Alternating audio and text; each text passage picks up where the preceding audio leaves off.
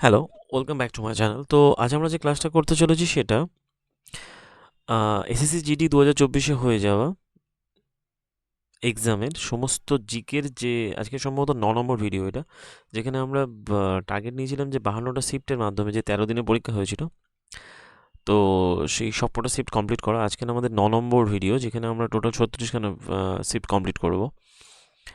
আর আশা করি ভিডিওগুলো তোমাদের ভালো লাগছে এবং আগের যে ভিডিওগুলো কমপ্লিট করেছিলাম তার সমস্ত প্লেলিস্টের মাধ্যমে আমরা একটা করে একটা প্লেলিস্টের মাধ্যমে সব কমপ্লিট করছি এবং তার সাথে বিভিন্ন যদি ইম্পর্টেন্ট টপিকের ওপর ভিডিওগুলো আছে যেগুলো ডিসক্রিপশনে উল্লেখ করাও রয়েছে। যাই হোক, চলো ভিডিওটা কন্টিনিউ করি।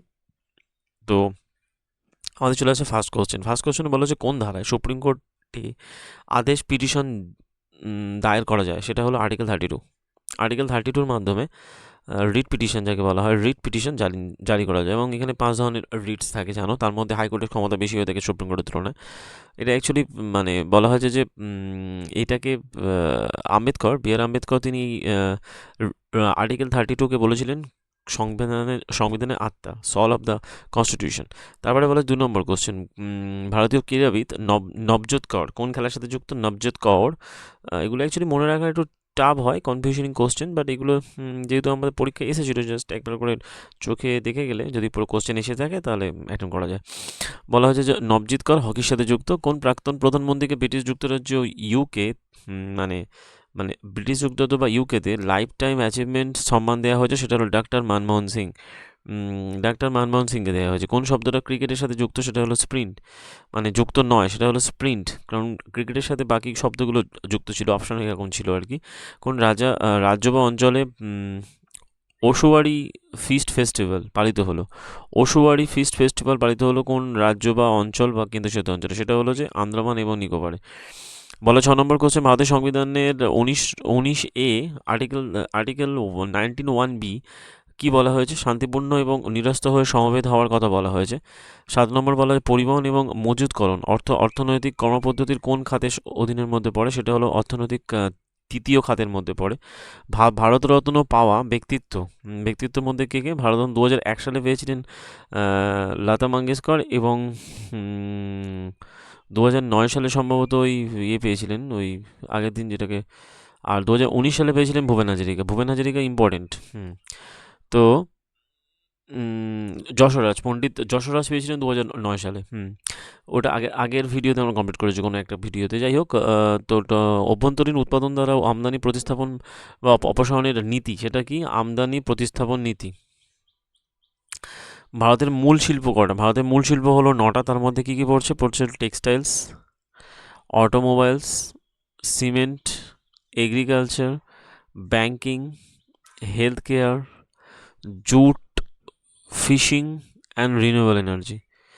তো তারপরে বলা হচ্ছে 2023 সালে সেপ্টেম্বরে কোন রাজ্যে চৌথ ই বাজার বা উদ্যোগ চালু হলো? সেটা হলো গোয়াতে চৌথ ই বাজার উদ্যোগ চালু হলো। তারপরে বলা হচ্ছে অধাতুগুলোর মধ্যে তড়িৎ ঋণাত্মক, যা মানে অ্যাকচুয়ালি ওদের তড়িৎ ঋণাত্মকের ক্যারেক্টারিস্টিক কী? সেটা হলো ইলেকট্রন গ্রহণ করার মাধ্যমে বন্ধন গঠন করে থাকে, সেটা হলো এদের ক্যারেক্টারিস্টিক্সের মধ্যে পড়ে।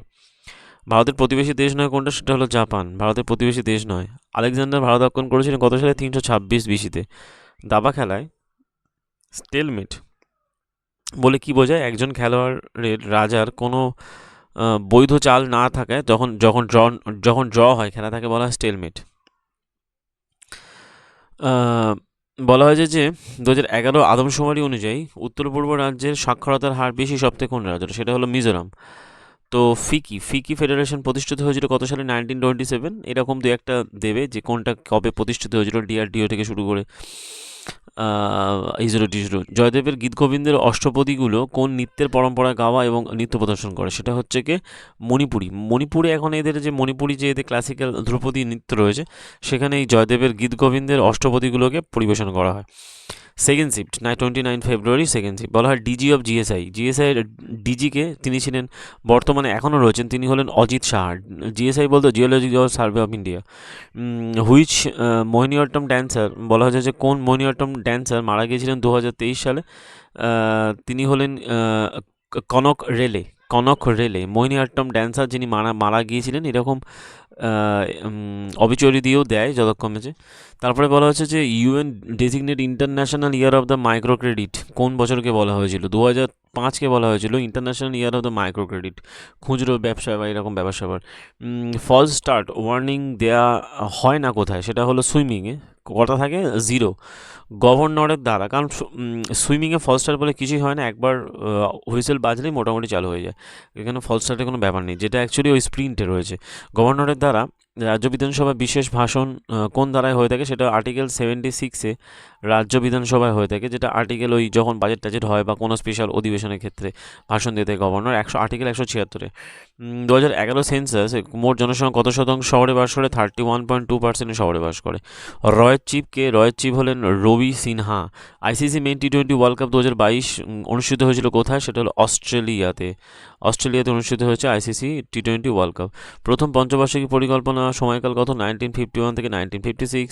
মৌলিক অধিকার কোন ধারার মধ্যে পড়ছে? পার্ট 3-র মধ্যে আর্টিকেল 12 থেকে আর্টিকেল 35-এর মধ্যে পড়ে। আর আর্টিকেল 36 থেকে 51 পর্যন্ত ডিপিএসপি পড়ে। এটা হলো ডিপিএসপি। 51 এর মধ্যে পড়ে এফডি, বলা হয় এফডি মানে হলো ফান্ডামেন্টাল ডিউটিস। 11টা হলো 2011 সেন্সাস অনুযায়ী ক্রিশ্চিয়ান জনসংখ্যার সংখ্যা কত ছিল? 2.3% ছিল, আছে ইন্ডিয়াতে। মোজার্ট অব মাদ্রাস বলা হয় কাকে? আর রহমানকে বলা হয় মোজার্ট অব মাদ্রাস। খিলাফত আন্দোলনের আলী ভ্রাতৃদ্বয় কারা ছিলেন? মোহাম্মদ আলী এবং শওকাত আলী, এরা ছিলেন খিলাফত আন্দোলনের আলী ভ্রাতৃদ্বয়। অপর্ণা পোপাট দ্বারা কোন খেলা অপর্ণা পোপাট দ্বারা কোন খেলা হয়ে থাকে? সেটা হলো যে অপর্ণা মানে পোপাট বলে একজন খেলোয়াড়, যিনি কোন খেলার সাথে যুক্ত? তিনি হলেন ব্যাডমিন্টন খেলার সাথে যুক্ত। বৈশাখী উৎসব পালন করা হয় কোথায় কোথায়? হরিয়ানা এবং পাঞ্জাবে পালন করা হয় বৈশাখী উৎসব। কঠিন কার্বন ডাই অক্সাইড, এটা কঠিন কার্বন ডাই অক্সাইডের মানে কোনটা পরিচিত হয়? সেটা বলা হয় যে CO2-কে। যক্ষাখানা বা ইয়াক্সাখানা অ্যাকচুয়ালি পালন করা হয় কোন রাজ্যে? সেটা বলা হয় কর্ণাটক রাজ্যে। তারপরে চলে আসে থার্ড সি, বলা হয় বেসরকারি সংস্থাগুলোকে জাতীয় ও আন্তর্জাতিক মহাকাশ ভিত্তিক যোগাযোগ পরিষেবা প্রদানের অনুমতি দেয় কে? ভারতের মহাকাশ নীতি, সেটা হলো 2023 সালে ভারতের মহাকাশ নীতি, এটা পরিচালনা করার এদের। ভারতে অস্ত্র আইন পাশ হয় কত সালে? 1878 সালে পাশ হয় ভারতে অস্ত্র আইন, যাকে বলা হয় লর্ড লিটন। একটা হ্যান্ডবল ম্যাচ 60 মিনিট সময় ধরে চালিত হয়। একটা হ্যান্ডবল ম্যাচ এটা চালিত হয়ে থাকে, তাহলে ম্যাচের টাইমও দেওয়া হয়েছে কোশ্চেন্স।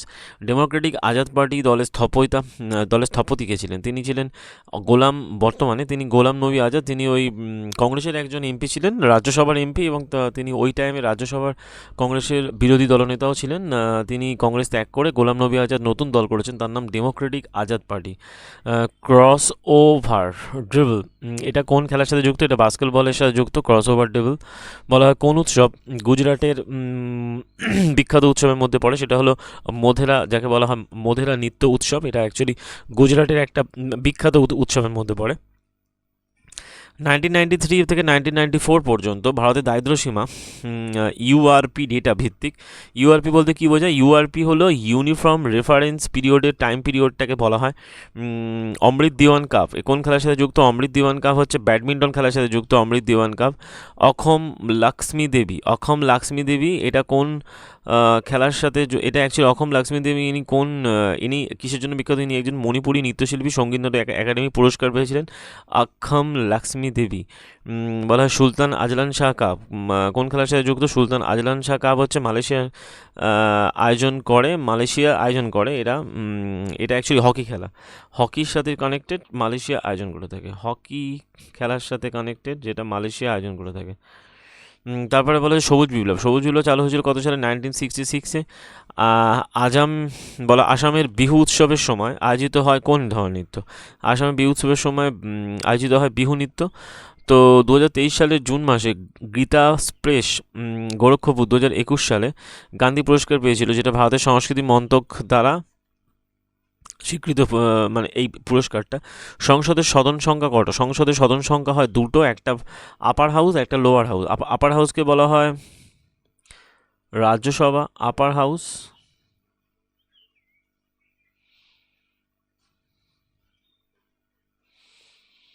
বলা হয় রাজ্যসভা, লোয়ার হাউসকে বলা হয়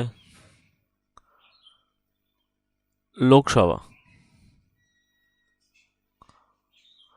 বলা হচ্ছে 2011 সালের আদমশুমারি অনুযায়ী ভারতের মহিলাদের সাক্ষরতার হার কত ছিল? 65.46%। যাই হোক, এই আদমশুমারি এবং এই নিয়ে আমার একটা ভিডিও, যেটা প্লেলিস্টে দেওয়া থাকবে, মানে একটা ভিডিও করা আছে যেটা 2011 সমস্ত সেন্সাসের কোশ্চেন্স নিয়ে, এবং তার ভিডিওর লিঙ্ক যেরকম ডিসক্রিপশনে দেওয়া থাকবে। যাই হোক, তো লাস্ট শিফট বলা হচ্ছে যে দশম পঞ্চবার্ষিকী পরিকল্পনায় টাইম পিরিয়ড ছিল 2007 থেকে 2002 থেকে 2007, তারপরে একাদশ ছিল 2007 থেকে 12, আর দ্বাদশ ছিল 2012 থেকে 17, ওই পর্যন্ত শেষ হয়ে গিয়েছে। দ্বাদশটা কমপ্লিট করে মোটামুটি নীতি আয়োগ চালু হতো 2015-তে। তো হ্যান্ডবলে দলে খেলোয়াড়ের সংখ্যা কতজন হয়? সেটা হয়ে থাকে 7 জন। ভারতের দণ্ডবিধি বলতে কি, ভারতের দণ্ডবিধি 1860 সালে বাতিল করে কে? ভারতীয় ন্যায় সংহিতা বিল দ্বারা বলা হয় যে বিএনএস বলা হয় যে ভারতের প্রথম বালিকা বিদ্যালয় প্রতিষ্ঠা করেছিলেন কে? সাবিত্রীবাই ফুলে ভারতের প্রথম বালিকা বিদ্যালয় প্রতিষ্ঠা করেছিলেন। আন্তর্জাতিক লুসোভন উৎসব পালিত হয় কোথায়? সেটা হলো গোয়াতে। সন্ধি বিগ্রহিকা শব্দটি কোনটার সাথে যুক্ত? যুদ্ধ এবং শান্তির সাথে যুক্ত। বলা হয়েছে শব্দটি যুদ্ধ, শান্তি এবং তারপরে বলা হয়েছে শান্তিপ্রিয় এবং ভারতীয় সংবিধানে নাগরিকদের জন্য সার্বজনীন প্রাপ্তবয়স্ক ভোটাধিকার নিশ্চয়তা প্রদান করে ভারতের সংবিধান। ভারতের সেন্ট্রাল ভিজিলেন্স কমিশনার বলা হয় যে সেন্ট্রাল ভিজিলেন্স কমিশনার বর্তমান কে আছেন? প্রবীণ কুমার শ্রীবাস্তব। এটা এখনও ইম্পর্টেন্ট, কারণ ইনি চেঞ্জ হয়নি, সুতরাং আসতে পারে। পণ্ডিত রবিশঙ্কর, শহীদ পারভেজ খান, বুধাদিত্য মুখার্জি, অনুষ্কা শঙ্কর, এরা কোন বাদ্যযন্ত্রের সাথে যুক্ত ছিলেন? এরা ছিলেন সেতার বাদক। আর আমজাদ আলী